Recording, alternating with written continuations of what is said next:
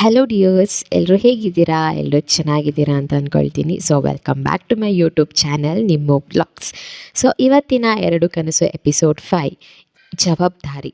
ಈ ಎಪಿಸೋಡಲ್ಲಿ ನಮ್ಮ ಪ್ರಶಾಂತ್ ಯಾಕೋ ಕಾಲೇಜಿಗೆ ಬಂದಿರೋದು ನಿಲ್ಲಿಸಿದ್ದಾನೆ. ಅದಕ್ಕೆ ನಮ್ಮ ನಿತ್ಯ ಹಾಗೆ ಶ್ರುತಿಗೆ ತುಂಬ ಬೇಜಾರಾಗಿದೆ.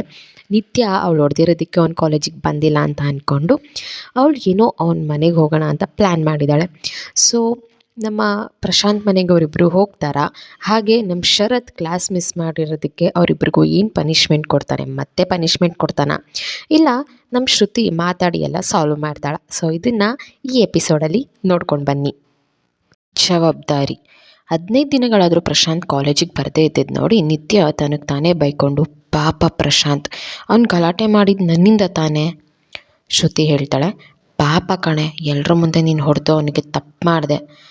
ಆವಾಗ ನಿತ್ಯ, ನನ್ನಿಂದ ಅವ್ನು ಕಾಲೇಜಿಗೆ ಬರ್ತಾ ಇಲ್ಲ, ಅವ್ರ ಮನೆಗೆ ಹೋಗಿ ನೋಡೋಣ ಅಂತ ಹೇಳ್ತಾಳೆ. ಇಬ್ಬರು ಹೋಗ್ತಾರೆ. ಪ್ರಶಾಂತ್ ಮನೆಯಲ್ಲಿ ಒಬ್ಬನೇ ಇದ್ದ. ಗಿಡದ ಎಲೆಗಳನ್ನ ಕತ್ತರಿಸ್ತಾ ಇದ್ದ. ಅವರಿಬ್ಬರು ಬಂದಿದ್ದು ನೋಡಿ ಶಾಕ್ ಆದ, ಹಾಗೇ ನಿಂತುಬಿಟ್ಟ. ನಿತ್ಯ ಅವನ ಮುಂದೆ ಬಂದು ಕೈ ಕಟ್ಕೊಂಡು ಹಾಗೆ ನೋಡ್ತಾ ನಿಂತಳು. ಪ್ರಶಾಂತ್ ಸಂಕೋಚದಿಂದ ನಗ್ತಾ ಅವಳನ್ನೇ ನೋಡ್ಕೊಂಡು ನಿಂತ್ಕೊಡ್ತಾನೆ. ಶ್ರುತಿ, ಯಾಕೋ ಎಮ್ಮೆ ಕಾಲೇಜಿಗೆ ಬರ್ತಾನೆ ಇಲ್ಲ ಅಂತ್ಯಾ? ಓಹೋ, ನೀನು ಮಹಾರಾಜ, ನೀನು ನೋಡ್ಕೊಂಡು ನಾವು ಸೇವಕರು ಬರಬೇಕು ನೋಡು. ಪ್ರಶಾಂತ್, ಅಯ್ಯೋ ಹಾಗೇನಿಲ್ಲ ಶ್ರುತಿ, ಅದು ಅಂತ ರಾಗ ಹೇಳಿದ್ದ. ನಿತ್ಯ, ನಾನು ಹೊಡೆದ್ಬಿಟ್ಟೆ ಅಂತ ತಾನೇ? ಪ್ರಶಾಂತ್, ಹೇ ನಿತ್ಯ, ಹಾಗೇನಿಲ್ಲ, ನೀನು ಯಾಕೆ ಹಂಗೆ ಅಂದ್ಕೊಳ್ತಿದ್ಯಾ? ನಿತ್ಯ, ಇರಲಿ ಬಿಡಿ ಸರ್, ತಪ್ಪಾಯಿತು. ನಾನು ಸಾರಿ ಕೇಳಿದ್ರೇ ಕಾಲೇಜಿಗೆ ಬರೋದು ಅಂದರೆ ಸಾರಿ, ನಡೀರಿ ಇವಾಗಲಾದರೂ ಕಾಲೇಜ್ಗೆ. ಪ್ರಶಾಂತ್, ನಿತ್ಯ, ನಿನ್ನ ಬಿಟ್ಟರೆ ಇನ್ಯಾರಿಗ ಧೈರ್ಯ ಅಧಿಕಾರ ಇದೆ ಹೇಳು? ನೀನು ಬರೀ ಹೊಡೆಯೋದಲ್ಲ, ಸಾಯಿಸಿದ್ರು ಖುಷಿಯಿಂದ ಸಾಯ್ತೀನಿ. ನಿತ್ಯ, ಹಾಗಿದ್ದರೆ ಯಾಕೋ ಬರ್ತಾಯಿಲ್ಲ ನೀನು ಕಾಲೇಜ್ಗೆ? ಹಾಂ? ಪ್ರಶಾಂತ್, ಬನ್ನಿ ಮನೆ ಒಳಗೆ ಕುತ್ಕೊಂಡು ಮಾತಾಡೋಣ. ಒಳಗೆ ಕರ್ಕೊಂಡು ಹೋಗ್ತಾನೆ. ನಮ್ಮಮ್ಮ ಪರಿಸ್ಥಿತಿ ತುಂಬ ಗಂಭೀರವಾಗಿದೆ, ಇವ್ರನ್ನ ಬಿಟ್ಟು ಹೇಗೆ ಬರಲಿ ಹೇಳು ನಿತ್ಯ ಅಂತ ಕಣ್ಣಲ್ಲಿ ನೀರು ತುಂಬಿಕೊಳ್ತಾನೆ. ನಿತ್ಯ ಅವ್ರ ತಾಯಿ ಹತ್ರ ಕೂತ್ಕೊಂಡು ಅಮ್ಮ ಅಂತಾಳೆ. ಪ್ರಶಾಂತ್ ತಾಯಿ ನಿತ್ಯನ ನೋಡಿ ಕಣ್ಣು ತುಂಬಿ ಬಂದಿತ್ತು. ನಿತ್ಯ ಕೈ ಹಿಡ್ಕೊಂಡು ಪ್ರಶಾಂತ್ನ ಹತ್ರ ಕರೆದ್ಲು. ಪ್ರಶಾಂತ್, ಅಮ್ಮ, ಏನಮ್ಮ, ಏನು ಹೇಳಬೇಕು ಅಂತ ಕೇಳ್ತಾನೆ. ಪ್ರಶಾಂತ್ ಕೈನ ನಿತ್ಯ ಕೈ ಮೇಲಿಟ್ಟು ಪ್ರಶಾಂತ್ ಜವಾಬ್ದಾರಿನ ಸಂಪೂರ್ಣವಾಗಿ ನಮ್ಮ ನಿತ್ಯಕ್ಕೆ ಕೊಟ್ಬಿಡ್ತಾರೆ. ನಿತ್ಯ, ಅಮ್ಮ, ನೀನು ಚಿಂತೆ ಮಾಡಬೇಡಿ, ಪ್ರಶಾಂತ್ ಜೊತೆ ನಾನು ಇರ್ತೀನಿ ಅಂತ ಧೈರ್ಯ ತುಂಬ್ತಾಳೆ. ಪ್ರಶಾಂತ್ ನಿತ್ಯನ ನೋಡಿ ಕಳೆದು ಹೋದ. ನಿತ್ಯ ಹೇಳಿದ ಮಾತಿಂದ ಖುಷಿ ಒಂದು ಕಡೆ ಆದರೆ ತಾಯಿ ಸ್ಥಿತಿ ಗಂಭೀರ. ನಿತ್ಯ, ಪ್ರಶಾಂತ್ ಸ್ವಲ್ಪ ಹೊರಗೆ ಬಾ. ಮೂವರು ಹೊರಗೆ ಹೋಗ್ತಾರೆ. ಶ್ರುತಿ, ಪ್ರಶಾಂತ್, ಏನಿದೆಲ್ಲ? ಇದ್ದಕ್ಕಿದ್ದಾಗೆ ನಿಮ್ಮಮ್ಮಗೆ ಏನಾಯಿತು? ಚೆನ್ನಾಗೇ ಇದ್ರಲ್ಲ? ಪ್ರಶಾಂತ್, ಹೌದು ಶ್ರುತಿ, ಚೆನ್ನಾಗಿದ್ರು, ಆದರೆ ಈಗ ಅಂತ ಕೈ ಚೆಲ್ತಾನೆ. ನಿತ್ಯ, ಪ್ರಶಾಂತ್, ಏನೂ ಯೋಚನೆ ಮಾಡಬೇಡ, ಎಲ್ಲ ಸರಿ ಹೋಗುತ್ತೆ, ನೋಡ್ಕೊ, ಬೇಗ ಸರಿ ಹೋಗ್ತಾರೆ, ಹಾಗೆ ಕಾಲೇಜಿಗೆ ಬಾ, ಮರಿಬೇಡ. ಪ್ರಶಾಂತ್, ಸರಿ ಶ್ರುತಿ, ನೀವು ಹುಷಾರು. ನಿತ್ಯ, ಶ್ರುತಿ, ಹೊರಡೋಣವಾ? ಇಬ್ಬರು ಹೋಗ್ತಾರೆ.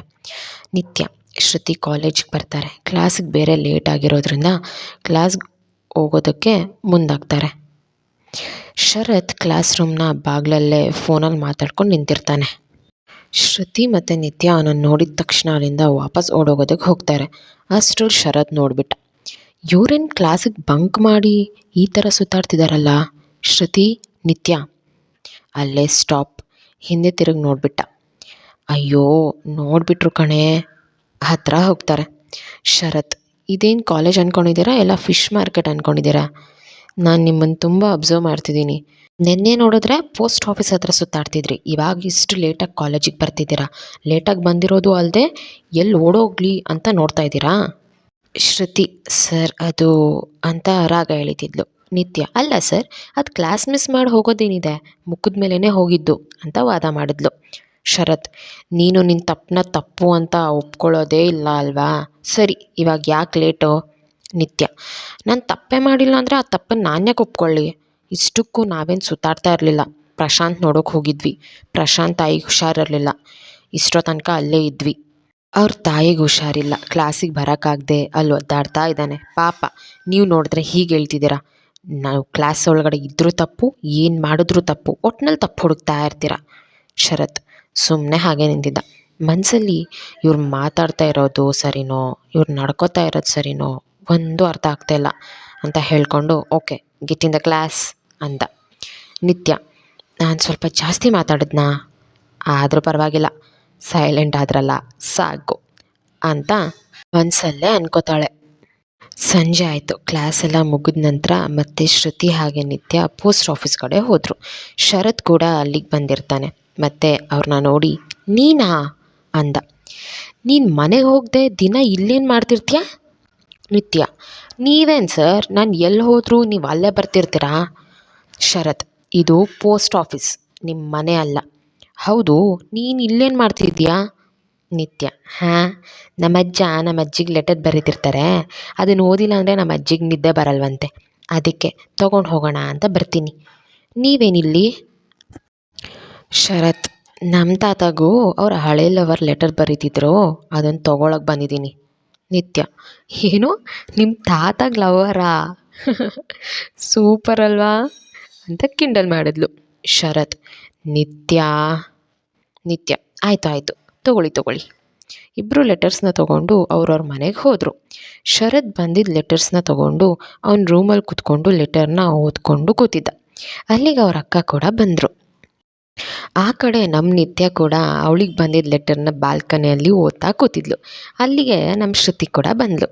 ಶ್ರುತಿ, ನಿತ್ಯ ಇವತ್ತಾದರೂ ಹೇಳೆ, ಹೊಸ ವಿಷಯ ಏನಾದರೂ ಇದೆಯಾ ಅಂತ ಕೇಳಿದ್ಲು. ನಿತ್ಯ, ಹಾಂ ಶ್ರುತಿ, ಹೌದು, ನಾನು ಅವರಿಗೆ ಹೆಸರಿಟ್ಟ ಹಾಗೆ ಅವ್ರು ಕೂಡ ನಂಗೆ ತಮ್ಮದೇ ಆದ ಹೆಸರಿಟ್ಟಿದ್ದಾರಂತೆ, ಗೊತ್ತಾ? ಶ್ರುತಿ, ಹೌದಾ, ಏನೇ ಅದು? ನಿತ್ಯ, ಪಾರಿಜಾತ ಅಂತೆ. ಇನ್ನು ಮುಂದೆ ಪಾರಿಜಾತ ಅಂತ ಹೆಸರಲ್ಲಿ ಲೆಟರ್ ಬರೀತಾರಂತೆ. ಶರತ್ ಕೂಡ ತನಗೆ ಬಂದ ಲೆಟರ್ನ ಖುಷಿಯಿಂದ ಓದ್ಕೊಂಡು ಕೂತಿದ್ರು. ಅಕ್ಕ, ಏನು ಶರತ್, ಖುಷಿಯಿಂದ ಇದೆಯಾ? ಏನಾದರೂ ಖುಷಿ ವಿಷಯನಾ? ಶರತ್, ಹ್ಞೂ ಅಕ್ಕ, ನಾನು ಅವಳಿಗೆ ಹೆಸರು ಇಟ್ಟಾಗೆ ಅವಳು ನನಗೊಂದು ಹೆಸರು ಕೊಟ್ಟಿದ್ದಾಳೆ ಅಂತ ಖುಷಿಯಿಂದ ಲೆಟರ್ನ ನೋಡ್ತಾ ಇದ್ದ. ಅಕ್ಕ, ಹೌದಾ, ಏನು ಅದು? ಶರತ್, ಕಲಾವಿದ. ಇನ್ನು ಮುಂದೆ ಅದೇ ಹೆಸರು ಲೆಟರ್ ಬರೀತಾಳಂತೆ. ಅಕ್ಕ, ಪರವಾಗಿಲ್ಲ ಕಣೋ, ನಿನ್ನ ಲವ್ ಸ್ಟೋರಿ ಊಟದ ಉಪ್ಪಿನಕಾಯಿ ಥರ ಆಗಿಲ್ಲ ಅನ್ನೋ ಹಾಗಾಯಿತು. ಟ್ವಿಸ್ಟ್ ಅಂತೂ ಚೆನ್ನಾಗಿದೆ. ಇಬ್ಬರು ಒಬ್ರಿಗೊಬ್ರು ಪರ್ಮಿಷನ್ ಇಲ್ದಿರ ಹೆಸರು ಇಟ್ಕೊಂಡಿದ್ದೀರಾ ಅಂದರೆ ಪಕ್ಕ ಇದು ನಿಂಗೆ ಲವ್ ಇಲ್ಲ ಅಂದರೂ ಅವಳಿಗೆ ನಿನ್ನ ಮೇಲೆ ಲವ್ ಇದೆ ಅಂತ. ಈ ಕಡೆ ಶ್ರುತಿ, ಏನು ಪಾರಿಜಾತನಾ? ಶ್ರುತಿ, ತುಂಬ ಚೆನ್ನಾಗಿದೆ, ಹಾಗಿದ್ರೆ ನಿನ್ನ ಮೇಲೆ ಅವ್ರಿಗೆ ಲವ್ ಇರೋದು ಕನ್ಫರ್ಮ್ ಆಯಿತು ಬಿಡು ಅಂದ್ಲು. ಯಾರೋ ಒಬ್ಬರು ಅವ್ರಿಗೆ ಇಷ್ಟ ಬಂದಿರೋ ಹೆಸರನ್ನ ಇನ್ನೊಬ್ರಿಗೆ ಇಡ್ತಾರೆ, ಕರೀತಾರೆ ಅಂದರೆ ಸುಮ್ಮನೆನಾ? ನಿಂದೇನೋ ಅಭಿಮಾನನೇ ಇರ್ಬೋದು, ಆದರೆ ಅವರು ಲವ್ ಅನ್ನೋದು ಕನ್ಫರ್ಮ್ ಆಯಿತು. ಓಕೆ, ಕಂಟಿನ್ಯೂ ಅಂತ ಹೋಗ್ತಾಳೆ. ಇಬ್ಬರು ಕೂಡ ಲೆಟರ್ಸ್ಗಳನ್ನ ಇಟ್ಕೊಂಡು ಏನೋ ಯೋಚಿಸ್ತಾ ಕೂತಿದ್ರು. ಇಬ್ಬರು ಮನಸ್ಸಲ್ಲೂ ಏನೋ ಒಂಥರ ತಲ್ಲಣ, ತವಕ, ಇಬ್ಬರಿಗೂ ಏನೋ ಒಂಥರ ಹೊಸ ಅನುಭವ. ಶರತ್ ಮನಸ್ಸಲ್ಲೇ, ನೀನು ಹೇಗಿದ್ಯಾ ಅಂತ ನಿನ್ನ ನೋಡೋ ಆಸೆ, ಕಾತರ ಜಾಸ್ತಿ ಆಗ್ತಿದೆ. ಯಾವಾಗ ಕಣ್ಮುಂದೆ ಬರ್ತೀಯಾ? ಯಾವಾಗ ನಿನ್ನ ನೋಡ್ತೀನಿ ಅಂತ ಸ್ಮೈಲ್ ಮಾಡ್ತಾ ಕಳೆದು ಹೋದ. ನಿತ್ಯ, ಆದಷ್ಟು ಬೇಗ ನಿಮ್ಮನ್ನು ನೋಡಬೇಕು ಅಂತ ಅನಿಸ್ತಿದೆ, ಯಾವಾಗ ನಿಮ್ಮನ್ನು ನೋಡ್ತೀನೋ ಅಂತ ನಾಚಿಕೆಯಿಂದ ನಗ್ತಿದ್ಲು. ಮಾರನೇ ದಿನ, ನೆಕ್ಸ್ಟ್ ಡೇ, ಎಂದಿನಂತೆ ಕ್ಲಾಸ್ ಶುರುವಾಗುತ್ತೆ. ಪ್ರಶಾಂತ್ ಕೂಡ ಕ್ಲಾಸ್ಗೆ ಬರ್ತಾನೆ.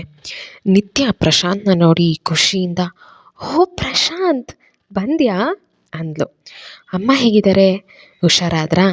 ಯಾರು ನೋಡ್ಕೋತಿದ್ದಾರೆ ಅಂತ ಕೇಳಿದ್ಲು. ಪ್ರಶಾಂತ್, ಹ್ಞೂ ನಿತ್ಯ, ಪರವಾಗಿಲ್ಲ, ಅಮ್ಮನ ನೋಡ್ಕೊಳ್ಳಿಕ್ಕೆ ಅತ್ತೆ ಇದ್ದಾರೆ.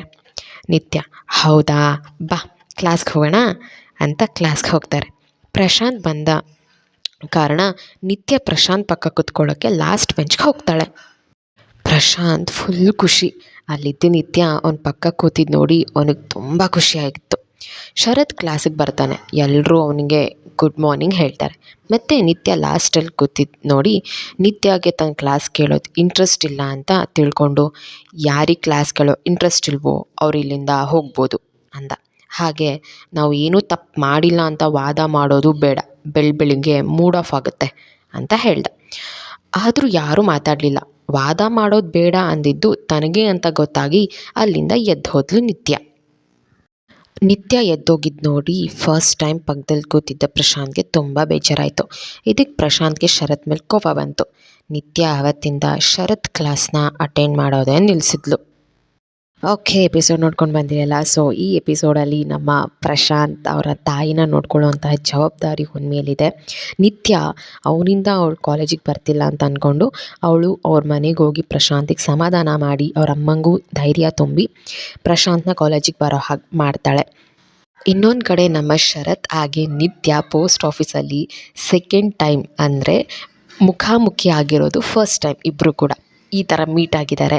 ಇಬ್ಬರದ್ದು ಸಣ್ಣ ಜಗಳ ಕೂಡ ನಡೆಯುತ್ತೆ. ಅದೇನೋ ಅವ್ರು ಮೀಟ್ ಆದಾಗೆಲ್ಲ ಜಗಳ ಆಗ್ತಾನೇ ಇದೆ.